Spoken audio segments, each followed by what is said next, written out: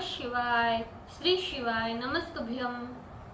श्री आदिशक्ति पार्वती माताए नमः। श्री विघ्नेश्वराय नमः। श्री लक्ष्मी नारायणे नमः। श्री सरस्वती ब्रह्माय नमः। श्री सियारामे नमः। श्री रामदास हनुमाने नमः। श्री राधेश्यामे नमः। हे शिवजी, तमारी कृपाथी हूँ आ शिव पुराण वांची रही छूं अने मारी मम्मी, बेन अने तमाम श्रोता शिव पुराण सांभળી રહ્યા છે। અમે બધા આ शिव પુરાણનું જ્ઞાન પ્રાપ્ત કરી શકીએ એટલી શક્તિ પ્રદાન કરજો અને शिव પુરાણનો તેજ સહી શકીએ એટલી ક્ષમતા પ્રદાન કરજો। हे विघ्नेश्वर गणपति बाप्पा, તમે शिव પુરાણના વંચનમાં આવતા તમામ વિઘ્ન હરજો। हे कृष्ण मनोहारिणी राधा जी, हे श्याम सुंदर, हे सिया राम जी, हे रामदास हनुमान जी, तमे शिव पुराण सांभळवा जरूर पधारजो अने मारा हृदयमां स्थान ग्रहण करजो। ओम नमः शिवाय। श्री शिवाय नमस्तुभ्यम। द्वितीय संहिता षष्ठो अध्याय मैना द्वारा पार्वती की उत्पत्ति, पेज नंबर 477। ब्रह्मा जी बोले, हे नारद, कुछ काल बीतने पर उन दोनों स्त्री पुरुषों ने भक्ति पूर्वक भवानी एवं शंकर का स्मरण करते हुए प्रार्थना की कि जगदम्बा देव कार्य के निमित्त हमारे यहाँ प्रकट हो। इधर भगवती चंडिका ने अपने पिता के यज्ञ में योग द्वारा शरीर त्यागने के पश्चात मैना में जन्म लेने का विचार किया। प्रसन्न होने पर संपूर्ण कामनाओं को पूर्ण करने वाली उस महेश्वरी ने अपना वचन सत्य करने हेतु पूर्णांश से हिमालय के चित्त में प्रवेश किया। उस समय महामनस्वी वह हिमालय प्रसन्नता से अपूर्व कांति संपन्न होकर अपने तेज से अग्नि के समान दुर्धर्ष हो गया।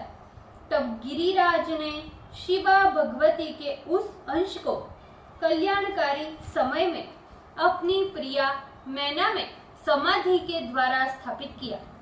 इस प्रकार चित्त में निवास करने वाली करुणा वर्णालया भगवती की कृपा से उस मैना ने हिमालय को सुख देने वाला गर्भ धारण किया। संपूर्ण जगत को आश्रय देने वाली उस भगवती के गर्भ में आते ही तेजो मंडल के मध्य में स्थित हुई वह मैना अत्यंत शोभा को प्राप्त हुई।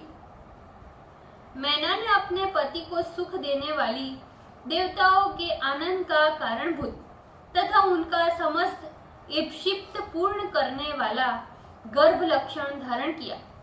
देह के दुर्बल हो जाने से वह अपने संपूर्ण आभूषणों को धारण करने में असमर्थ हो गई। उसका मुखमंडल लोध के समान स्वच्छ वर्ण का हो गया। जिस प्रकार प्रभात कालीन चंद्रमा के प्रकाश से क्षीण हो जाने से अल्प तारागणों वाली रात्रि की शोभा मंद पड़ जाती है, हिमालय मिट्टी के समान सुगंधित उसके मुख मंडल को एकांत में सूंघकर तृप्त नहीं होते थे। गर्भ धारण करने के कारण मैना ने उनका प्रेमाधिक्य होने लगा। वे हिमालय मैना की सखियों से प्रतिक्षण पूछते रहते थे कि मैना को किस वस्तु की इच्छा है।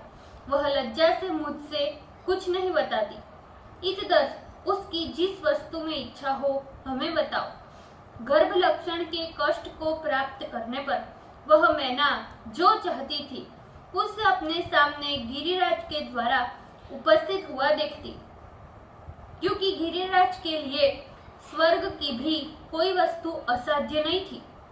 सुपुष्ट अंगों वाली वह मैना धीरे धीरे गर्भजन्य व्यथा को पार कर पत्तों से युक्त बाल लता के समान शोभित होने लगी। जिस प्रकार पृथ्वी के भीतर रत्न के खजाने अथवा शमी वृक्ष के भीतर अग्नि रहती है, हिमालय ने भी उसी प्रकार सगर्भ अपनी पत्नी को माना। महाबुद्धिमान उन हिमालय ने अपनी प्रिया से प्रीति के योग्य एवं अपने उपार्जित द्रव्यों के अनुसार तथा अपनी राजसी ठाठ बाट एवं अपने शास्त्र ज्ञान के अनुसार मैना का गर्भधानादि संस्कार किया। उन्होंने प्रसवोन्मुखी अपनी प्रिया को प्रसव काल के सन्निकट वैद्यों के द्वारा निर्दिष्ट गर्भगृह में मेघमंडल से आच्छादित आकाश के समान देखा।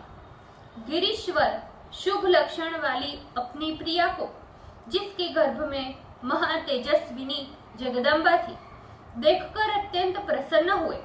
तदंतर जगदम्बा के जन्म काल का समय उपस्थित जानकर विष्णु आदि देवता तथा समस्त मुनिगण उनकी स्तुति करने लगे।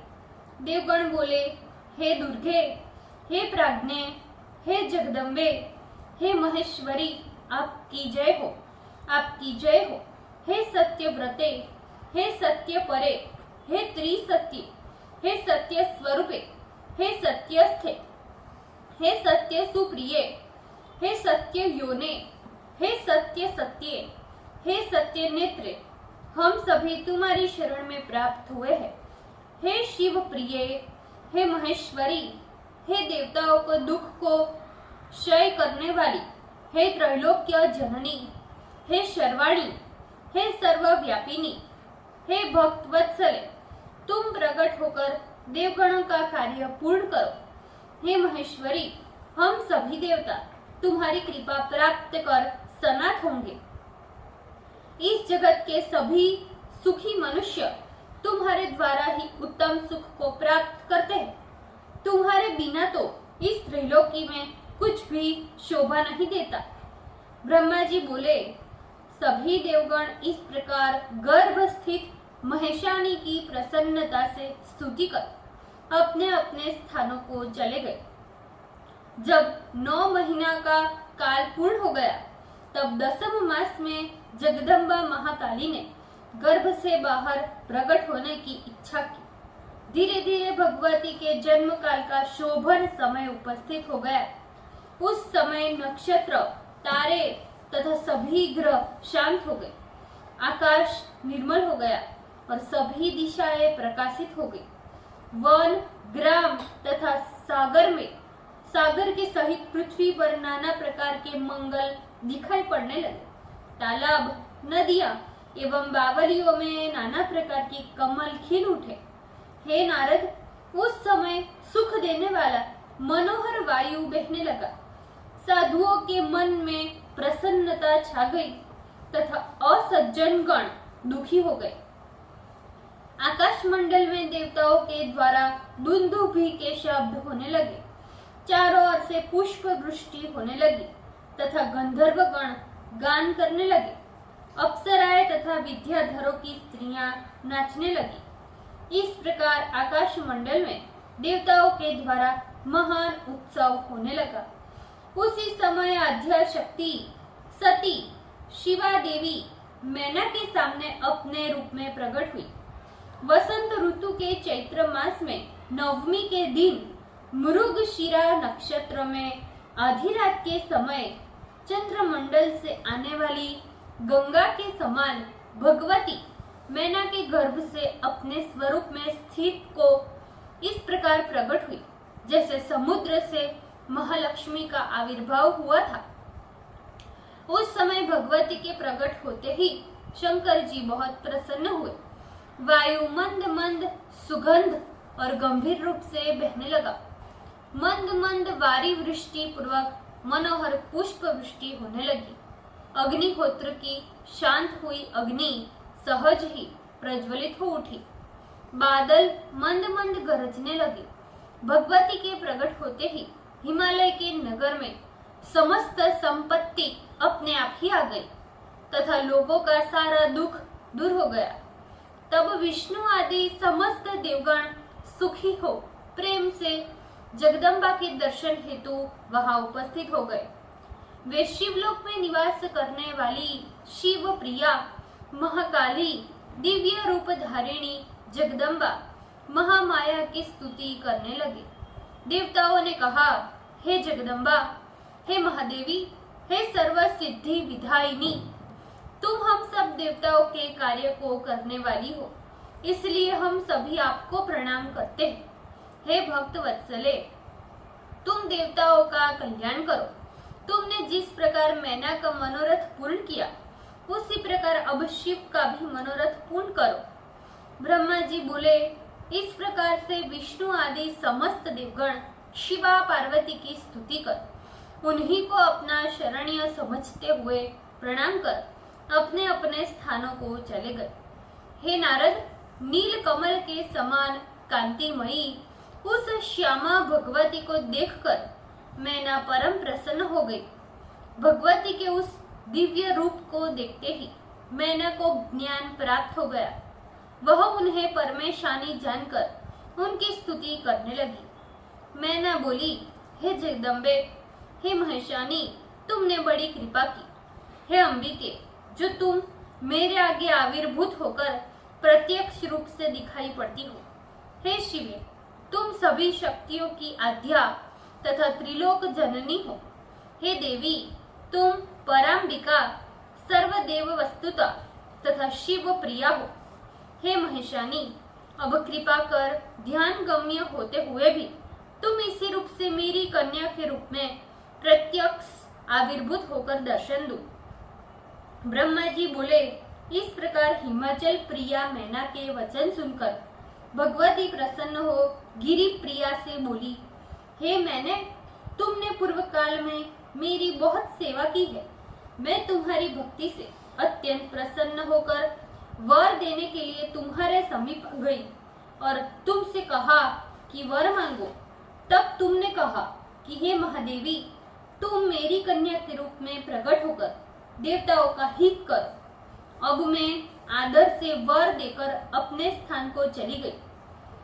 हे गिरि प्रिय, अब समय आने पर मैं तुम्हारी कन्या के रूप में प्राप्त हुई हूँ। मैंने ये दिव्य रूप इसीलिए धारण किया है कि तुम्हें पूर्व जन्म की बात स्मरण कराओ, अन्यथा मनुष्य तो रूप धारण करने पर तुम मुझे नहीं जान पाओगे। अब तुम दोनों पुत्री भाव से अथवा दिव्य भाव से स्नेह पूर्वक बारंबार मेरा स्मरण करो, जिससे मेरी गति प्राप्त हो जाए।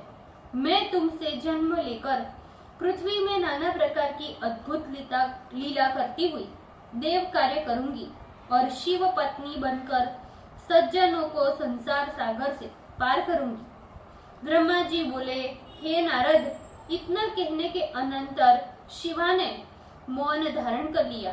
फिर अपनी माया से माता के देखते देखते तत्काल कन्या का रूप धारण कर बालिका बन गई। ओम नमः शिवाय। श्री शिवाय नमस्तुभ्यम। ભૂલ ચૂક માફ કરજો શિવજી, કૃપા રાખજો। આજના શિવપુરાણના વંચનનું પુણ્ય મને પ્રદાન કરજો શિવજી। ઓમ નમઃ શિવાય। શ્રી શિવાય નમસ્તુભ્યમ।